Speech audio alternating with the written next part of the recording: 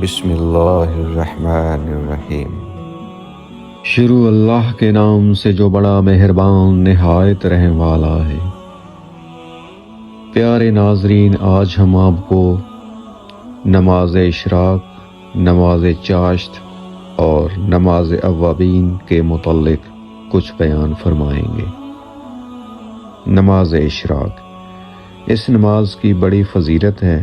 اس کے پڑھنے والے کو پورے حج و عمرے کا ثواب ملتا ہے۔ اس میں صرف 4 یا 2 رکعتیں ہوتی ہیں، جو کہ نماز فجر جماعت کے ساتھ پڑھنے کے بعد بیٹھ کر پڑھتے ہیں، یا گھر میں نماز فجر ادا کرنے کے بعد اسی جگہ پہ انسان بیٹھا رہے اور ذکر الہی کرتا رہے جہاں تک کہ سورج بلند ہو جائے، تو اس کے بعد پڑھنی شروع کر دے۔ نماز چاشت،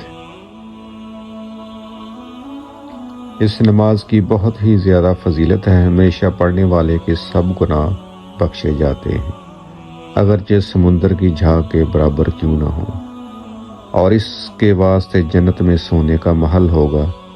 اس نماز کی کم از کم 2 رکعتیں اور زیادہ سے زیادہ 12 رکعتیں ہوتی ہیں۔ اس کا وقت سورج بلند ہونے سے زوال تک کا ہوتا ہے۔ نماز اوابین، نماز اوابین نماز مغرب کے فوراً بعد ادا کی جاتی ہے۔ اس کے بے شمار فضائل ہیں۔